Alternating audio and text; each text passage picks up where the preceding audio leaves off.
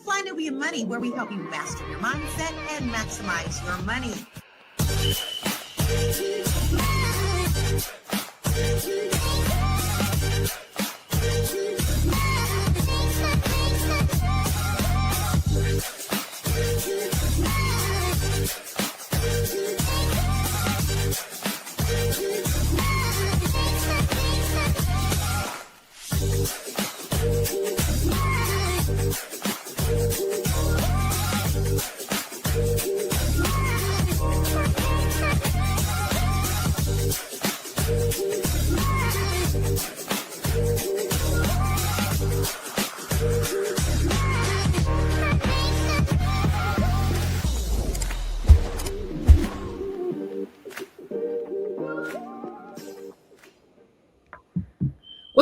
What's up, everyone? Today is Fly Nubian Money Wednesday. Happy hump day, ladies. How you guys doing today?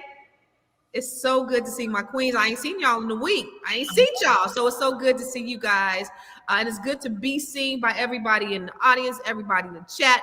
Listen, I don't know if you hear a little bit of echo, but I'm not in my normal place. I'm actually doing an open house with my daughter. We out in Baltimore. She has this commercial property out in Baltimore that I'm helping her sit out here doing an open house. But so you might hear a little background. I just want to let you know. But I do want to go to what we're talking about today. Today, we're discussing a growing conversation online. As layoffs sweep across the country, content creators are calling for transparency. They're asking one question, because we know there's the huge layoffs going on right now. The economy's in the tank. The president said this is the best economy we've ever had in the whole entire history of the world. We got the hottest country, the hottest economy in the world right now. Everything we're hot. Everything is hot. we're hot. But many say that Black and brown workers are being cut first. I mean, duh. Even after companies spent years promising diversity, equity, and inclusion, from tech to media to finance, what the numbers are saying is they are painting a very different picture than what's being presented in the press. Okay. So today we are asking, are diversity hires the first to go when companies open up? And what does that say about how job security and opportunities are distributed in America right now? But first, I want to introduce you to the queens on the panel. We have Dr. Sabrina Jackson Williams. Wait, Jackson, why say Jackson? Dr. Sabrina Williams. I know your name is Williams. What the hell going on? Dr. Sabrina Williams, SEW. It's SEW. Oh, we were gone too long. Jackson Williams. They all Black. Jackson Williams. I guess they just we're gonna give you whatever we want to give you. Just give you a Black. Johnson. We don't care. Whatever. How you doing, Miss Lady? It's good to see you. I'm good. I've been missing you guys. I've been missing you. When you don't see your beautiful faces, it's like, wait, something missing. Right. Well, it's good to see you. So I always love engaging and conversing with you, the both of you ladies. You guys, some of the most highly intellectual women on the planet. And of course, we got the B.Big Coach. Hey, the Big Coach. What's up, Dr. Felice? What's happening, lady? How you doing? How you doing, Constance? We're going to get doctorized and therapized all in one sitting. So it'll be good because you guys have so much knowledge and information on this and what we can do. And we always try to be solution oriented. I mean, this is information that we all know to be true. It's like, okay, yeah, we know when America has a cold, what happens to Black people? We get the flu. First one hired, last one hired, first one fired. Who's always the last one hired? We are. So, you know, this comes with the territory. This is why we've been saying what we've been saying. This is why we've been talking what we've been talking. Let me ask you, Dr. Sabrina, are you at all surprised by the numbers? No, I'm not at all. I am not at all. Because of what you just said. We're always, that has always been our norm. So why would we expect to see anything different? And I think once that whole DEI went away, hey, it was open sesame then. A lot of the things that people wanted to do from the start. Now they had, the legal right to go ahead and do that. And the reality is, it's sad because we bring so much value to whatever space we are in. And so you have to know that as a society, we are just missing out on that which we bring. And it's something that nobody else can bring that to the table except us. So, yeah. But that's real, because the thing about it is, what people who understand diversity understand is diversity breeds, and it breeds inclusion, but it also breeds people morale. When you work together, you have morale. There is this thing going around, and this Project 2025, the people from Project 2025 are saying it. You've seen who was at that Cuomo, who actually parroted it, saying diversity is not beneficial. This is what the Republicans are saying, that diversity is actually harmful. How? When you have a country that's built on diversity, we're supposed to be this melting pot. But what's happening is birth of white people are going down. The browning of America is happening, and they are thinking that they're losing their power. And essentially, they're doing everything they can to fight to get that power back. But Dr. Felice, let me ask you the same question. Were you surprised? Is anybody in the chat surprised at the numbers? No, not at all. And in fact, one of the things that I've been doing for years when I meet with people, especially with Black and brown people, I always tell them, you should always be looking. You should always be connecting with your purpose and your passion so that you can always have a pivot. And I've always been telling people, you can't get comfortable. You can't drink the Kool-Aid. And so DEI was always an illusion, right? Now, it did allow for people to get in the door, but did corporations really practice DEI? Not really. And so now what this time has caused is for people to really be who they are. Now they're really showing us who they are and what they've always wanted. And so I think we've been in sort of like a matrix where people thought, oh my gosh, now there really is diversity. No, it was never real. Even when we had it, it was just in name only, but not really in intention and in real practice. And so I've always been telling Black and brown people, like, you got to have a pivot just in case. Like, they don't really want you there. When they created that corporation, it was never with you in mind. And I've always been telling people that corporate America is just a modern day plantation. And if you look at dynamics of that was modern day plantation, they still only had certain people in certain higher up offices, but the people working the field, the people making sure that the company made the money, those were the Black and brown people. And so, it's just been a modern day corporation. And then this is what I think is going to happen. I think it's going to backfire. I think you removing the salt, you removing the preservatives from your company is going to backfire on you. And so, you got to let people kind of make their bed, and they're going to lie in it, which is happening now. You are now lying in your bed and seeing the result of when you continuously oppress people and you make it hard for them to live like human beings have the right to live and show up in this world. I mean, this administration is so fucked up that you think about Donald Trump.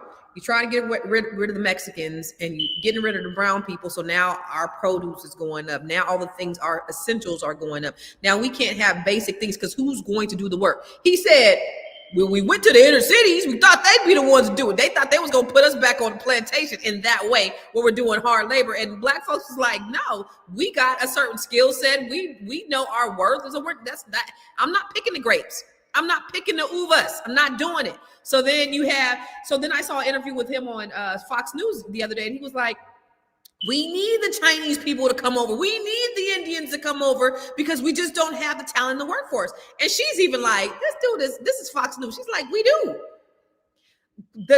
What you said, Dr. Felice, is so true. America is going to fall on its face because it's so sick with racism.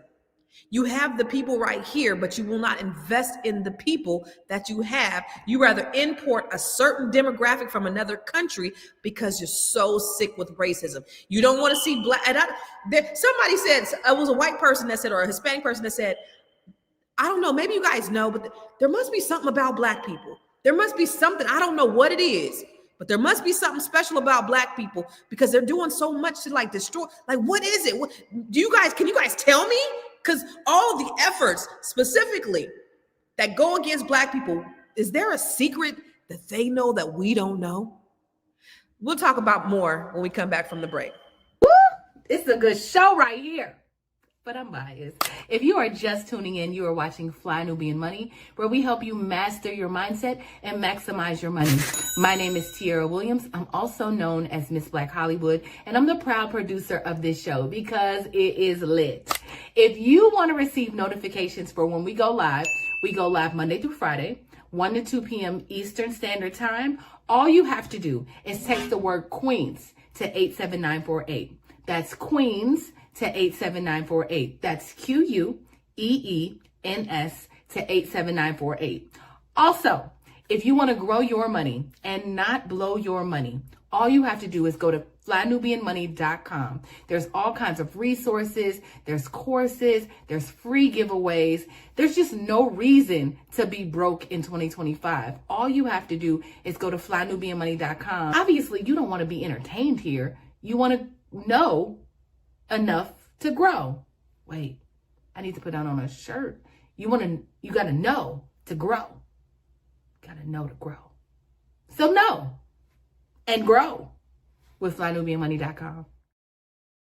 I just got laid off. So let's take a look at this video about what's happening over at CBS. I just got laid off from my job at CBS, and every producer on my team who got laid off is a person of color. Every person who gets to stay and will be relocated within the company is a white person.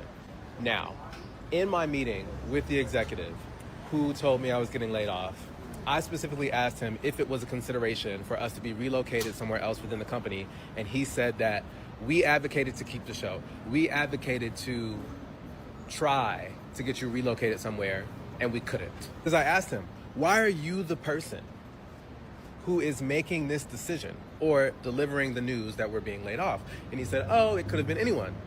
Only to later find out, because it wasn't until I went downstairs thinking that me and all of my colleagues had been laid off, that I found out that it was only the people of color. So I went one by one to my white colleagues. Are you getting laid off? No. Are you getting laid off? No. Are you getting laid off? No. Are you getting laid off? No. So I went back up to his office and I told him, I think you lied to my face. And come to find out, it was not his decision to eliminate the show that I worked for. But he did get to decide who got to stay. I told him, you said that you couldn't get us relocated, only to find out that you were able to get some people relocated, and they all happen to be white. Am I supposed to believe that that's a coincidence? And he said, yes. I'm supposed to believe that's coincidence. I said, do you believe that's coincidence? He said, I do, because I chose to keep the people who I had worked with before. So mind you, not only is it not based on merit, it is in its result racist. I don't care if you decided to keep people who had purple colored hair. You deciding to keep people who you had worked with before, which don't even know if that's true. If the outcome of that decision is racist, the action was racist, that shit is fucked. Now, CBS has never been like the WB or UPN when it came to their programming, right? It's always been kind of whitewashed. But then you have to wonder what's going to happen with the programming going forward with CBS. So, Dr. Sabrina, what are your thoughts on what he said about this idea that CBS is only laying off Black people? Not surprised again, given where we are. But I think this, as disappointing, as upsetting as it is, I think this lends itself to a whole nother conversation. And that is, what do we need to be doing to build our own? I think about, and I'm gonna give you an example. My husband retired last Monday from his job. He's been there for 23 years. Okay. During that time frame, we have reared 2 sons. Now, after spending 23 years of your life on someone's job at someone's company, here's the thing: there's no succession. You don't move and then leave that position for your son. Now, I do understand in some instances, in some companies, there is this thing called nepotism, and doors are open for people's children and relatives, but that by far and near is not our reality. And so I think, as disappointing as things are right now, I think it's a wonderful opportunity to have a discussion within our own community about what we are building for succession for our children and our children's children.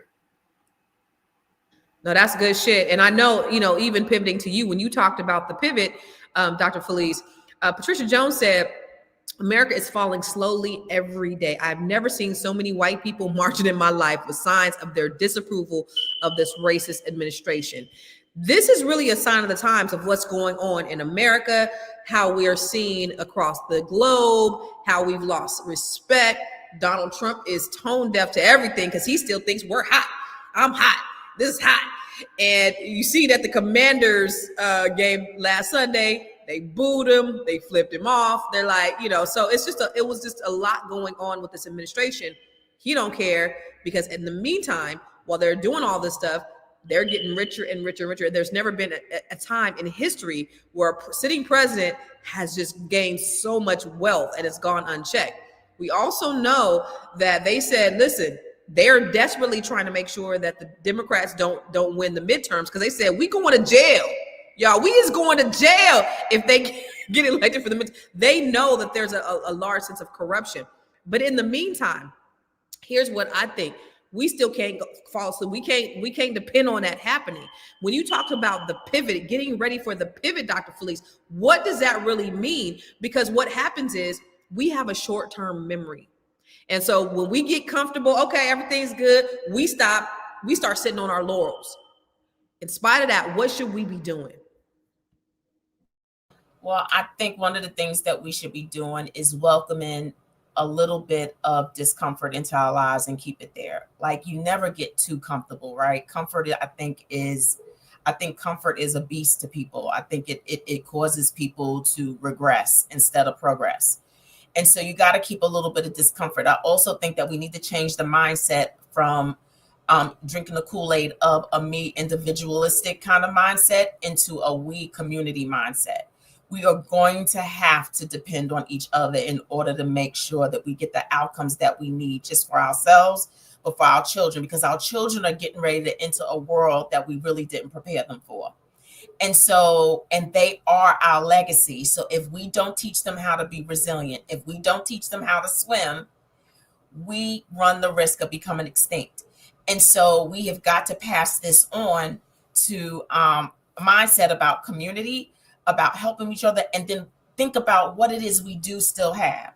What do I have and what do I have to offer? And how do I give that and make that work, not just for me, but for the collective in ways that is manageable and reasonable, right? Because sometimes we can go too far out. Well, I can't help everybody, but who can I help in my immediate circle? Who do I see that there's a need? How do we pull our resources intellectually, financially, gifts, talents, and abilities to make sure that we're all good? How do we do that? And so I think that everybody's going to have to play the role. Our church, us, our communities, our networks. Like, how do we start pulling our resources together to make sure that everybody is okay? We got to start with the tangible needs. What does that mean? I got to make sure that you can eat. Because if people can't eat, they cut the food, right? Because they're getting ready to create a world of a revolution that's getting ready to happen when people don't think that they can eat and feed their families. We got to get these tangible needs met, because I can't even talk about mindset if you're hungry, right? And so how do we start pulling our resources to make sure that people's tangible needs are met and really get into Right. Unity. Yes. We have got to start unifying again and really looking out for one another on the tangible levels first. I love that. He said common unity, which is community. And I'm glad that you said we, because we've adopted this rugged Eurocentric individualistic mindset which is capitalism, which is America, which is white. We've always been a community-minded people. We are community in nature. We are communal.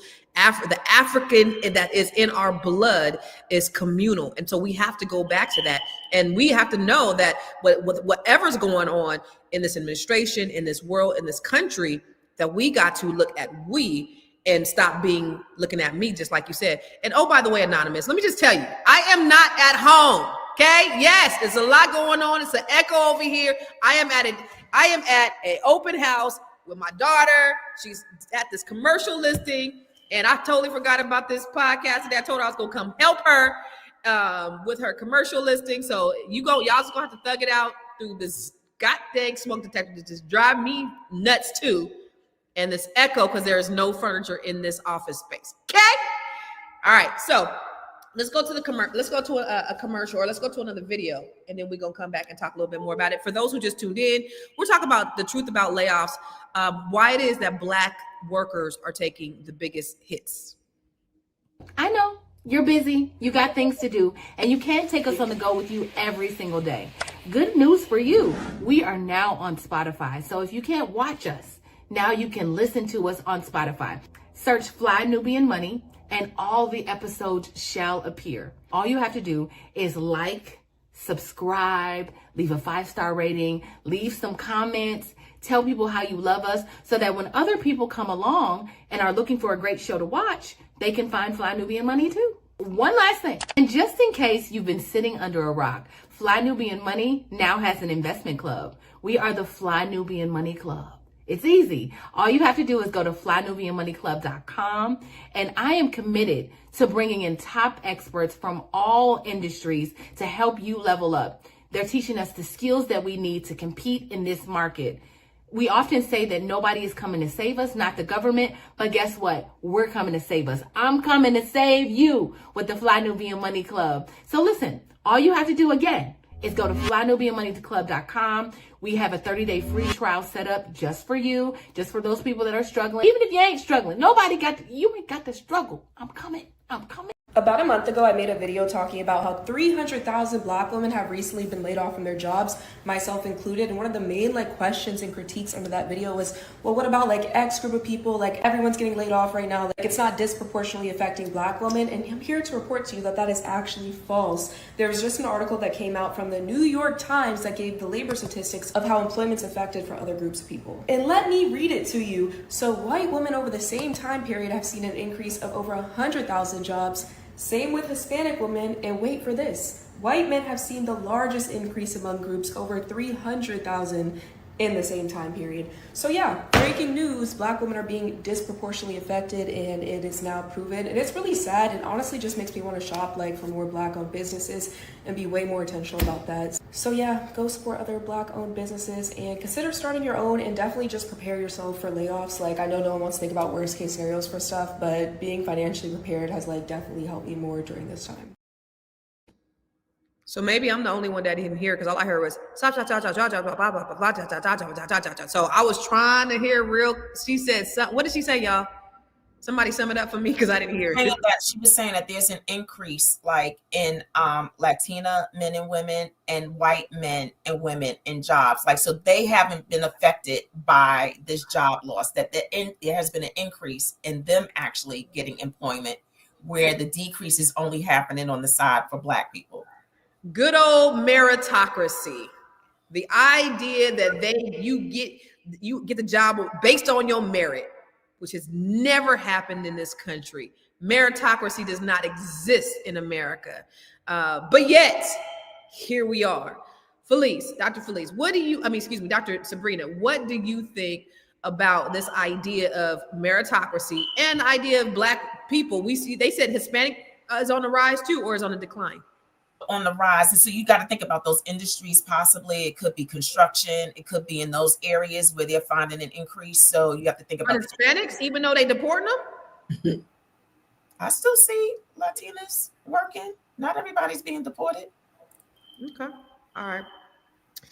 Ooh, okay, go ahead. Dr. Sabrina, what do you think about this? Okay, go back to your, because we broke it up there. What was the original question? I'm saying, like, what do you think about this whole idea of Black folks on the decline, everybody else on the rise?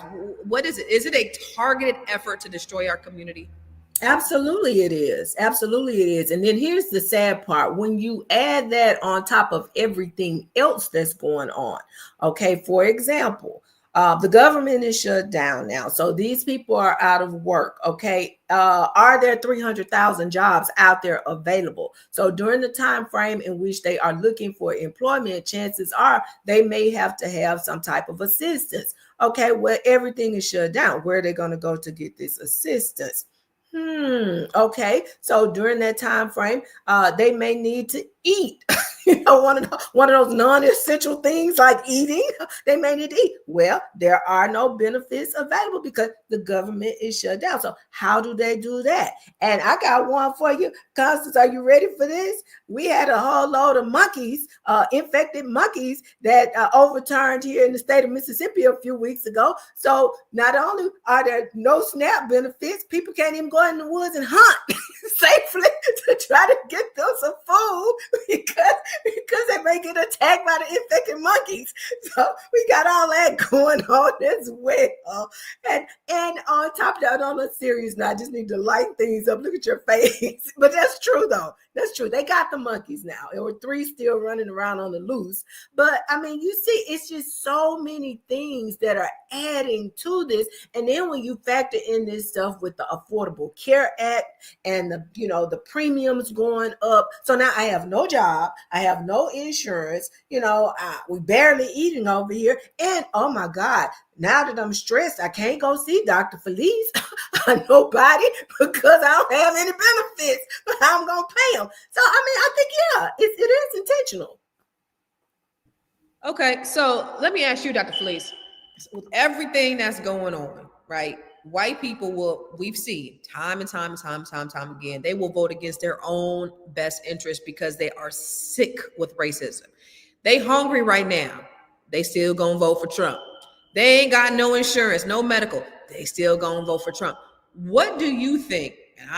Just in your therapy mind, because this racism just overpowers people that much. Is it that powerful? What is it going to take for them to turn and turn from their wicked ways and see what's really going on? What is it going to take for these white people who have the power in the numbers to vote this stuff in? What do you think it's going to take for them? That's a great question. To see. It's a great question. And I think when people have a blinder on, it's very hard for them to see. And it takes me back to, if you remember, y'all know, y'all call me the first lady in another life, and I accept it, right? Y'all, I always bring it back to spiritual. But if you think about it, remember the story with Moses and the Egyptians, right? God purposefully hardened the Egyptians' heart towards those people on purpose, because he wanted to be able, when he rescued the people from out of their oppression, he wanted to be able to get the credit. And so he wanted you to be able to see his glory. So we don't know. I think something spiritual is also happening in this time as well. A lot of it is not just the natural.